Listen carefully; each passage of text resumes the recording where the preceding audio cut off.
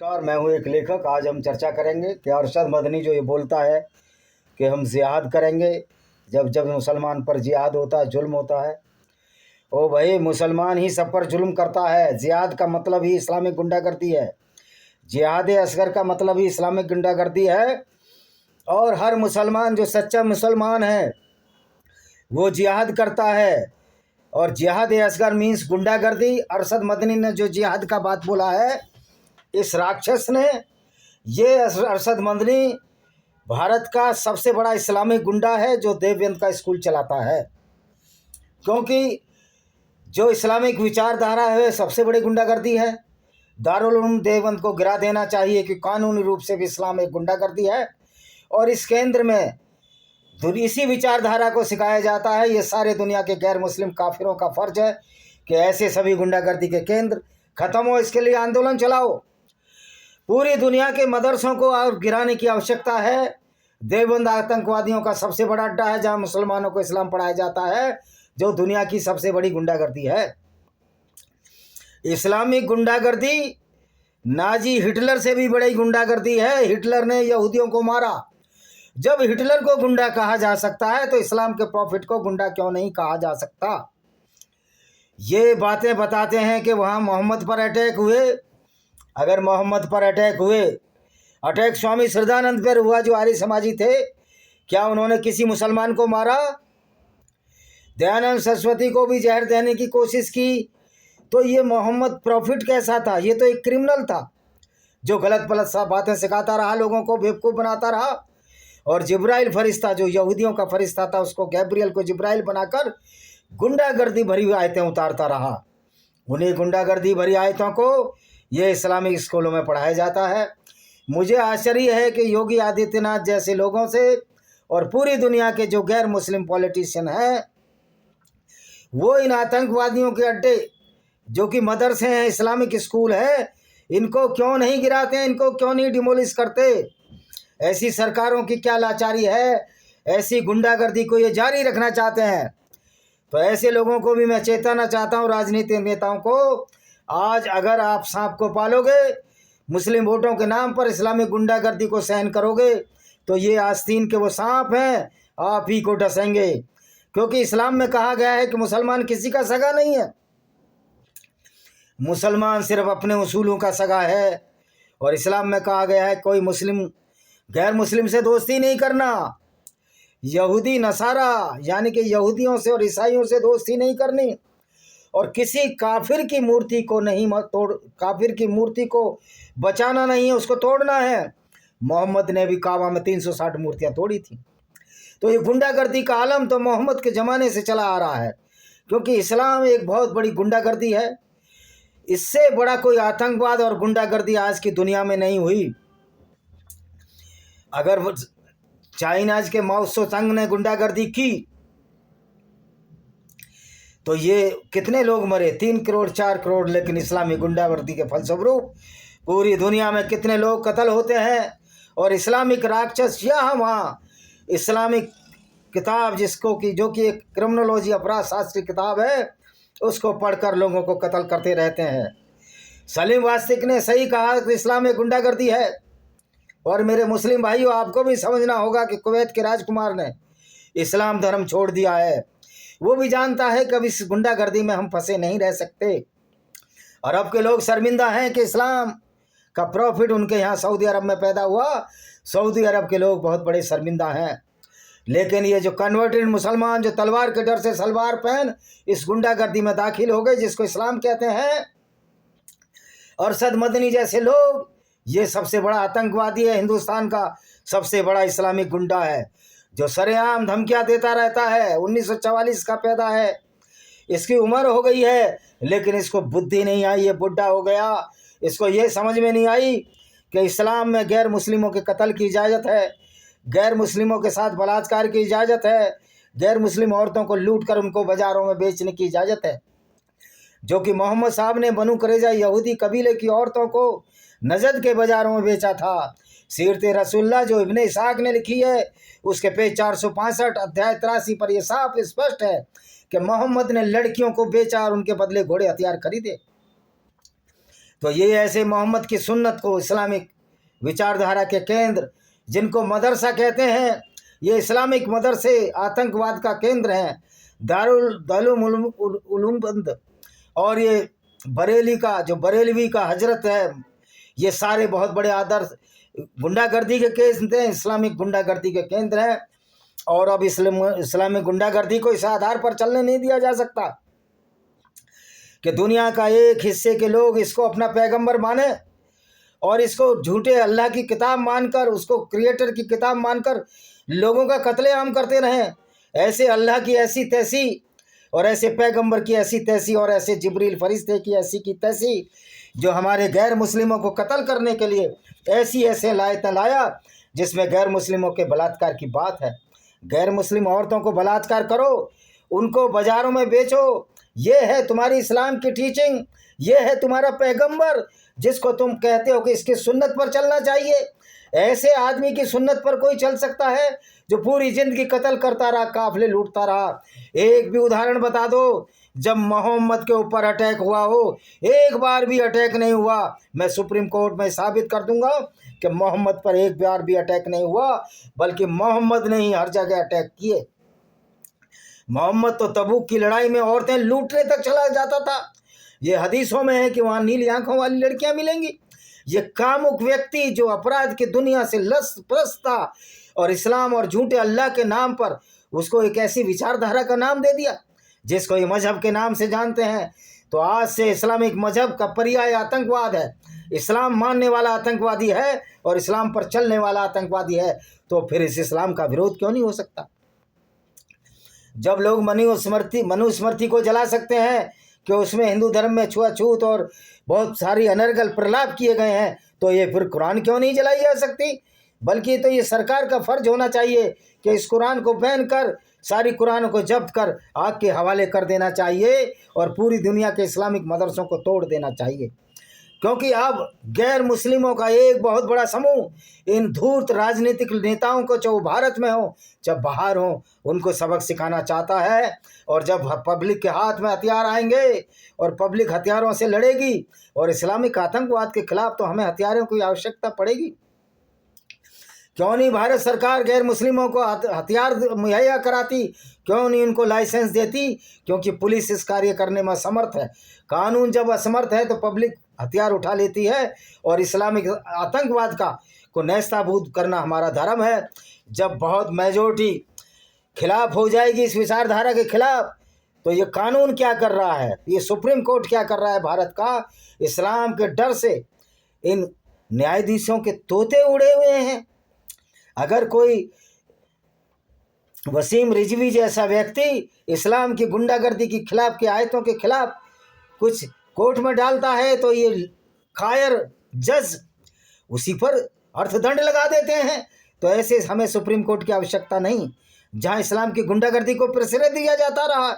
अगर आपको सुप्रीम मुसलमानों से डर लगता है, इस्लामी गुंडागर्दी से डर लगता है, तो सोचो 82% 80% आबादी पूरी दुनिया में जो गैर मुस्लिमों की है, वो आपका क्या हाल कर देंगे अगर अपनी इसी पर आ जाएंगे। तो इस सुप्रीम कोर्ट का दायित्व होना चाहिए कि इस्लामिक गुंडागर्दी के सामने ना झुके। जब हम झुकने को तैयार नहीं हैं, तो ये जज तो सुपर न्यायपालिका है, ये क्यों झुकती है? क्या इनके अपने फ़ायदे हैं? क्या इनका भय है? अगर इनको भयग्रस्त मानसिकता के जज हैं, तो इनको न्यायाधीश बनने का कोई अधिकार नहीं है। इनको स्वेच्छा से अपने पदों से त्यागपत्र देना चाहिए। इंटरनेशनल कोर्ट ऑफ जस्टिस सबसे बड़ा कायरों का समूह है। यूनाइटेड नेशन ऑर्गेनाइजेशन सबसे बड़े कायरों का समूह है। ये लोग इस्लामिक कंट्रियों को जो शरिया का पालन करते हैं, इस्लामिक गुंडागर्दी का पालन करते हैं, उनको यूनाइटेड नेशन में जनरल असेंबली का दर्जा दिया जाता है। तो उठो, देश से दुनिया भर के काफिरों, उठो, इस्लामिक आतंकवाद के खिलाफ कमर कसो। हमें शस्त्र और शास्त्र दोनों तरह से इस लड़ाई को लड़ना होगा। ये गिरफ्तारियां होने से कोई नहीं डरता। जब पूरी दुनिया के गैर मुस्लिमों के हाथों में शस्त्र आ जाएंगे और सेना और पुलिस के जवान भी हमारा साथ देंगे, कि कोई भी गैर मुस्लिम पुलिस वाला हो या आर्मी वाला हो, दुनिया के किसी भी कोने में रहता हो, वो नहीं चाहता कि इस्लामिक गुंडागर्दी के हाथों उस गैर मुस्लिम पुलिस वाले की या आर्मी वाले की औरतों की इज्जत लूटी जाए। क्योंकि इस्लाम तो गैर मुस्लिम औरतों की इज्जत लूटने को कहता है, उसमें ये फ़र्क नहीं करेगा ये पुलिस वाला है या ये आर्मी पर्सनल है, क्योंकि इस्लाम तो सारी दुनिया के गैर मुसलमानों की बेइज्जती करने के लिए ही पैदा हुआ है। तो जो इस्लामिक स्कूल हैं, ये जो आतंकवादी देवबंद मौलाना का आतंकवाद का बड़ा अड्डा है, और इसको चलाने वाला अरशद मदनी दुनिया का सबसे बड़ा इस्लामिक गुंडा है, भारत का सबसे बड़ा इस्लामिक गुंडा है, क्योंकि इस्लाम एक गुंडागर्दी है, इस्लाम एक अत्याचार है, इस्लाम एक डिक्टेटरशिप है, इस्लाम एक तानाशाही है। और ये तानाशाही बर्दाश्त करने वाले लोग अपने को मार्शल कहते हो कि हमारी नाम पर रेजिमेंट हैं, लेकिन तुम्हारे ही लोग बहुत सारे कन्वर्टेड इस्लामिक तलवार के बल से हुए। तो क्या आप इस्लामिक गुंडागर्दी के सामने झुकने को तैयार हो? क्या वो लोग यहूदी लोग इस्लामिक गुंडागर्दी के सामने झुकने को तैयार हैं? क्या गैर मुस्लिम इस्लामिक गुंडागर्दी के लिए तैयार हैं? क्या आप लोग इसलिए तैयार हैं आपकी बहन बेटियों को इस्लाम के गुंडे लूट कर ले जाएं और उनके साथ बलात्कार करें? क्योंकि इस्लाम में तो लूट मार की भी इजाज़त है, और इसके ऊपर एक पूरी की पूरी सूरा है। सूरा का नाम है अल निसा है। निसा तो औरत को बोलते हैं। एक सूरा है, मुझे उसका नाम याद नहीं आ रहा, वो लूट मार है, और मैंने अनफाल है शायद, ऐसी है। तो एक पूरी का पूरा चैप्टर है इस्लाम में लूट मार के नाम पर, जिसको कि माले गनीमत कहते हैं, और 20% हिस्सा मोहम्मद इसमें लिया करते थे। अब समझो देश में इस्लामिक राज आ गया, तो इस्लामिक गुंडे हमारी औरतों और हिंदू औरतों, ईसाई औरतों, यहूदी औरतों, जैन बुद्धिस्ट औरतों, सिख औरतों के साथ क्या करेंगे? अभी हाल में शेखुपुरा में एक सिख स्त्री का ज़बरदस्ती निकाह पढ़ा दिया है मुसलमान के साथ। मैं उन खालिस्तानियों को भी चेताना चाहता हूँ, तुम कितने भी मुसलमानों से मिलकर पाकिस्तान में आतंकवाद भारत के खिलाफ चलाओ, तुम्हारी भी औकात इस्लाम में इससे ज़्यादा नहीं है, तुम नजस और नीच हो। तभी तो गुरु ग्रंथ साहब की, ननकाना साहब की सिख लड़की को अगवा करके उसको मुसलमान बना दिया गया, और तुम कुछ नहीं पढ़ गए। जब 120 करोड़ हिंदू 32% ईसाई मिलकर भी कुछ नहीं उखाड़ पा रहे, तो तुम सारे सिख तो हिंदुओं से मिले हैं, तुम 10-20 हज़ार खालिस्तानी गुंडे इस्लाम का कुछ नहीं उखाड़ सकते। तुम्हारी बहन बेटियों को ही ले जाएंगे, क्यों इस्लाम इसकी इजाज़त देता है। हर इस्लाम को मानने वाला सच्चा मुसलमान जो अपने को कहता है मैं सच्चा मुसलमान हूँ, या तो वो कुरान पढ़ ले, उसके बाद बोले वो सच्चा मुसलमान है। क्योंकि सच्चा मुसलमान बोलने का अर्थ होता है वो भले ही अच्छा आदमी हो, एक लुटेरा, बलात्कारी, रैपिस्ट, कातिल गैर मुस्लिमों का, क्योंकि चैप्टर 5, चैप्टर 9, चैप्टर 2 सीधा सीधा इस इस्लामिक गुंडागर्दी से भरा हुआ है। और इस्लाम के मदरसे चलाने वाला अरशद मदनी जैसा जो जिहाद असगर चलाता है, तो इस्लाम तो सर्टिफाइड गुंडागर्दी है। इस्लाम तो बलात्कारियों का, कातिलों का और लुटेरों का एक समूह है, एक ग्रुप है। ये अरशद मदनी ने भी साफ कर दिया, स्पष्ट कर दिया कि अरशद मदनी ने कहा हम जिहाद असगर करेंगे।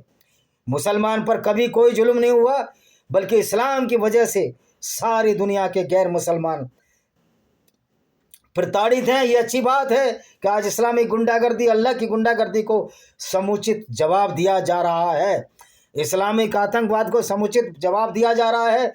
लेकिन भारत के बहुसंख्यक लोग अभी भी सोए हुए हैं और अपने स्वार्थवश इन इस्लामिक गुंडों से दलित, मीम और भीम का एक समीकरण बनाकर इस्लामिक गुंडागर्दी को अप्रत्यक्ष रूप से बढ़ाने का एक गंदा कार्य कर रहे हैं, एक नीच घृणित कार्य कर रहे हैं।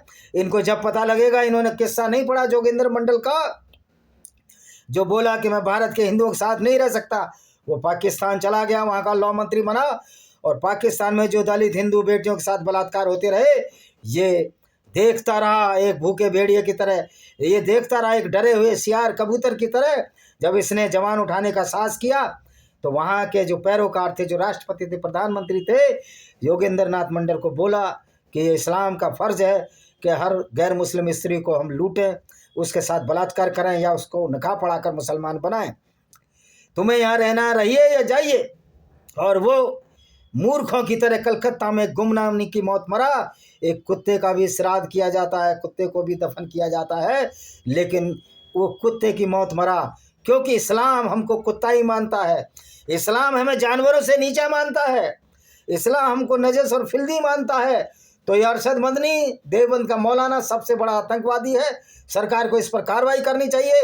अगर सरकार कार्रवाई करने में देर लगाती है, तो पूरी दुनिया के गैर मुस्लिमों का फ़र्ज है इस आतंकवादी के खिलाफ स्वयं कार्रवाई करें। जब कानून रक्षा में गैर मुस्लिमों की सक्षम हो ना रहे, जब प्रशासन लुंज पुंज हो जाए, तो चाणक्य ने भी कहा है और दूसरे लोगों ने भी कहा है, वेस्टर्न समाज के लोगों ने भी कहा है कि हमको रॉबिन हुड बन जाना चाहिए, हमको वीर शिवाजी बन जाना चाहिए, क्योंकि कायर प्रशासन और शासन अगर आपकी रक्षा नहीं कर सकता तो आपको बहादुर बनना चाहिए। और जब मेजोरिटी हथियार उठा लेती है तो इस्लामिक आतंकवाद 10 दिन में ख़त्म हो जाएगा। तो अच्छा है कि ये भारत की सरकार हो, दुनिया की सरकारें हैं, कानून के तहत इनका कठोर कार्रवाई करें, इस्लामिक मदरसों को बंद करें, मस्जिदों को बंद करें और कुरान पर बैन लगाएं। ये आज वक्त की आवश्यकता है। अगर आज हम नहीं चेते तो हमारी पीढ़ियां बहुत डिस्ट्रेस में होंगी, दुख में होंगी, पर हमें यकीन है कि लोग जागेंगे और इस्लाम की कुरान को पढ़कर कुरान के सामने इन मौलानाओं को तर्क से इनको चित कर देते हैं। तो ये तर्क पर नहीं आते, फिर गालियों पर आते हैं, क्योंकि ये फ्रस्ट्रेटेड लोग हैं, ये उस आइडियोलॉजी को मानते हैं जिसको ये सही साबित कर ही नहीं सकते।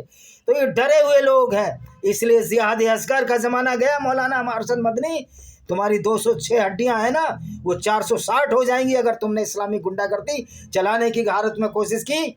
हमारे पुलिस और प्रशासन सक्षम है और पुलिस प्रशासन का साथ देने के लिए पूरी दुनिया के गैर मुस्लिम, पूरी दुनिया की पुलिस और आर्मी का साथ देने के लिए सक्षम है। मैं यही कामना करता हूं कि इस्लामी गुंडागर्दी का अंत अब 5-10 साल में हमको कर देना चाहिए, वरना हमारी आगे आने वाली पीढ़ियां हमको कोसेंगी कि हमारे पुरखे कायर थे जो 14 साल इस्लामी गुंडागर्दी को चलाते रहे।